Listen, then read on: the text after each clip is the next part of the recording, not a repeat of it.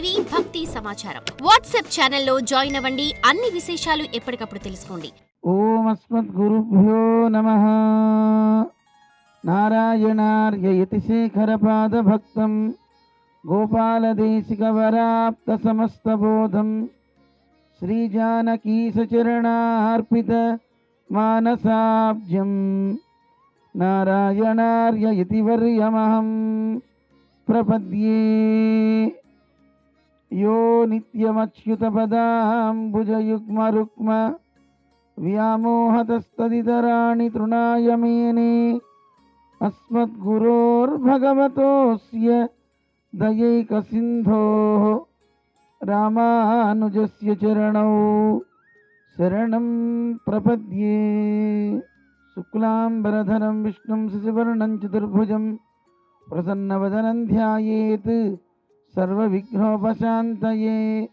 యస్యద్విరదవక్త్రాద్యాః పారిషద్యాః పరస్యతం విఘ్నం నిఘ్నంతి సతతం విశ్వక్సేనం తమాశ్రయే.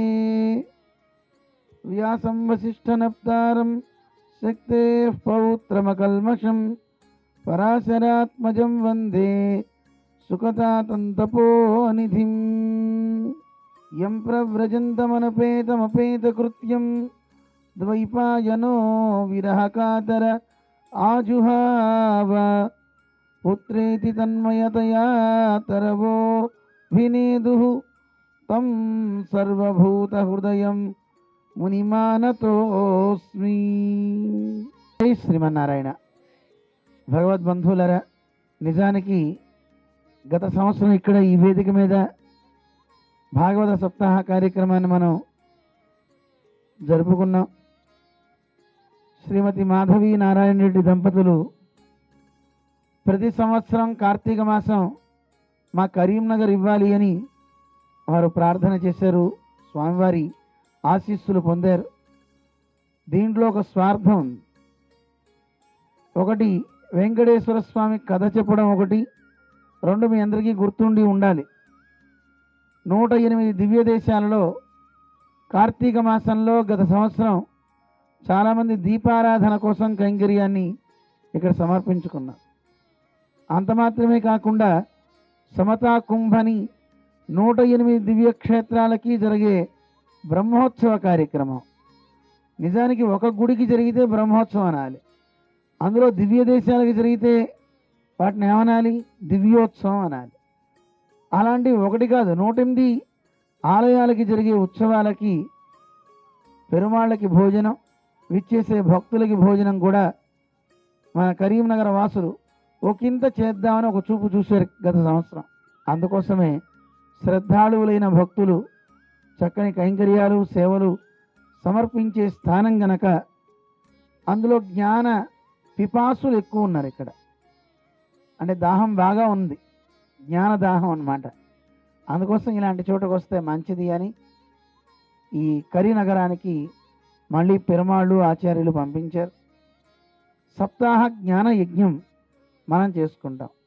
సహజంగా 8 రోజుల పాటు సప్తాహంలో ఒక రోజు తీసేస్తే 7 రోజులే ప్రధానం. ఒకరోజు ముందు రోజు జరిగేటటువంటి ఏమిటి కథ వింటే మనకు కలిగే ఫలం అని భాగవత మహిమని చెప్తారు. సరే, గత సంవత్సరం ఎలాగో విన్నారు, ఎన్నో సంవత్సరాలు ఇక్కడ వింటూనే ఉన్నారు. కానీ ఈరోజు భాగవత మహిమతో పాటుగా మొదటి స్కంధ ప్రవేశం కూడా మనం చేసేసుకుంటాం. ఈరోజు నిజానికి 3వ స్కంధం దాకా అవ్వాలి, అంతవరకు సూక్ష్మంగా చెప్పేస్తా. ఒక కొత్త కోణంలో మనం భాగవత రహస్యాన్ని తెలుసుకునే ప్రయత్నం చేద్దాం. భాగవతం అసలు ఎందుకు వినాలి? ప్రయోజన మనుద్దిశ్య నమందోపి ప్రవర్తతే అంటుంది శాస్త్రం. ప్రయోజనం లేకుండా ఏ మనిషి ఏ పని చేయడు. దీనివల్ల నాకు ఏదైనా లాభం కలుగుతుందా?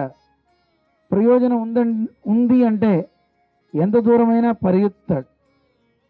భాగవత కథకి వస్తే 1,00,000 రూపాయలు వస్తాయట రోజుకి అంటే హైదరాబాద్ నుంచి విజయవాడ నుంచి కూడా వచ్చేస్తారు ఇక్కడికి. రోజుకి 1,00,000 వస్తుంటండి, 2 గంటలు వింటే నష్టమే ఉందండి అని వస్తారా? అలా వస్తారు. ప్రయోజనం తెలియాలి. కానీ కొంతమంది అన్నారు 1,00,000 సంపాదించడం తేలికే, ఖర్చు పెట్టడం కూడా అంతే తేలిక, తొందరగా ఖర్చు అయిపోతుంది. ఒక ఆయన అన్నారు, ఏమండి ఖర్చు కానిది ఎంత ఖర్చు పెట్టినా ఖర్చు అని సంపద ఏదన్నా ఉంటే చెప్పండి. భాగవత కథ వినండి. తరగని సంపద వస్తుంది. సంపద అంటే భౌతికంగా కనిపించే ధనం మాత్రమే కాదండి, పారలౌకికమైనటువంటి ఆ సంపదలు, మహదానందాన్ని ఇచ్చేటువంటి గొప్ప సంపదలు ఇచ్చేటటువంటిది వైకుంఠం. అలాంటి దాన్ని మనకి అందిస్తుంది అంటారు భాగవత కథ. దీని యొక్క మాహాత్మ్యాన్ని మనం శ్రవణం చేసే ముందుగా, ఏ కథలైనా పుట్టే స్థానాలు నైమిషారణ్యంలోనే పుడుతూ ఉంటాయి. నైమిషారణ్యంలో సౌనకాది మునులంతా కూర్చుని సూతుణ్ణి అడుగుతున్నారు, సూత నువ్వు చాలా గొప్పవాడివి, కోటి సూర్య సమప్రభ, కోటి సూర్యుల కాంతి కలిగిన వాడివి నువ్వు, అజ్ఞానాంధస్య అజ్ఞానధ్వాంత విధ్వంస కోటి సూర్య సమప్రభ. అజ్ఞానం అనేటటువంటి ధ్వాంతం అంటే చీకటి. ఆ చీకటిని తొలగించాలి అంటే మామూలు కాంతి సరిపోదట. మామూలు చీకట్లు పోగొట్టడానికి ఏమో దీపం పెడతాం. మరి అజ్ఞానం అనే చీకట్లు పోగొట్టాలంటే ఈ చీకట్లు కాదు, తొలగించడానికి సూర్యుడు కావాలట. ఆ సూర్యుడు ఒక్కడు సరిపోడట, కోటి సూర్యుల కాంతి కలగాలి.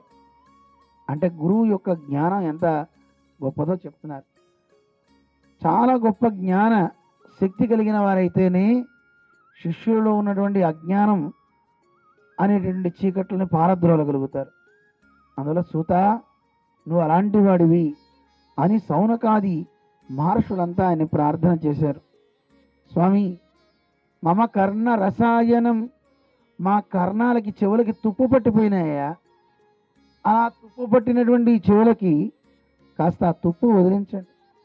ఏం వింటే మాకు మంచి జరుగుతుందో అలాంటి మంచిని మాకు అందించండి అని సూతాఖ్యాహి కథాసారం కథాసారమాఖ్యాహి, ఏ కథ వింటే మాకు అమృత తుల్యమవుతుందో అలాంటి కథని మాకు చెప్పండి అని ప్రార్థన చేస్తున్నారు సౌనకాది ఋషులంతా.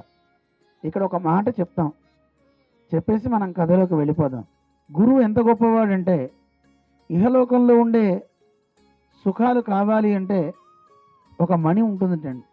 ఆ మణి ఎవరి చేతికైనా చిక్కింది అంటే వాడు ఆ మణిని తలుచుకుంటే అన్నీ వచ్చేస్తాయట. ఆ మణి పేరు చెప్పమంటారా మీ అందరికి? ఎంతమంది? అందరికి కావాలి. అబ్బో మగవాళ్ళు ఎత్తేసారు, ఆడవాళ్ళు ఎత్తరా. వాళ్ళకి తెలుసు నాకు దొరకదండి. దానికి పేరు చింతామణి అని పేరు. ఏం పేరు? చింతామణి అంటే నాటకం వేసే అమ్మాయిని తెచ్చుకోకండి, లేనిపోయింది. చింతామణి అని ఒక మణి ఉంటుంది. ఆ మణి అందరి చింతల్ని పారద్రోలుతుంది. అలాంటి చింతామణి లోక సుఖాన్ని ఇస్తుందట. సురద్రు అని ఇంకో చెట్టు ఉందిటండి. ద్రుమము అంటే చెట్టు, సురద్రు అంటే దేవతల వృక్షం, కల్పవృక్షం. ఆ వృక్షాన్ని ప్రార్థిస్తే స్వర్గ సంపదం, స్వర్గాది లోకాల్లో ఉండే ఆనందాన్ని మొత్తాన్ని సంపదలన్నింటినీ అది ఇస్తుందట. కానీ చాలా దుర్లభమైంది ఒకటి ఉందిటండి. ఎంత తపస్సు చేసినా యోగులకు కూడా దుర్లభమైంది ఒకటి ఉంది. అలాంటి దాన్ని మనకి అందించేది గురువు యొక్క అనుగ్రహం అన్నమాట. అందుకే ప్రయచ్చతి గురుప్రీత వైకుంఠం యోగి దుర్లభం. యోగులకు కూడా దుర్లభమైనటువంటి ఆ వైకుంఠాన్ని గురుప్రీత, ఒక గురువు మన విషయంలో సంతోషించాడు అనుకోండి, వీడు బాగున్నాడురా, వీడికి మంచి జరగాలి అని గురువు అనుకుంటే, ఆయన అనుకుంటే అయిపోతుంటాడు. యోగులకు కూడా దుర్లభమైనది వచ్చేస్తుంటాయి. అంత గొప్పతనం గురువుకు ఉంది. For more videos like this, subscribe Big TV channel.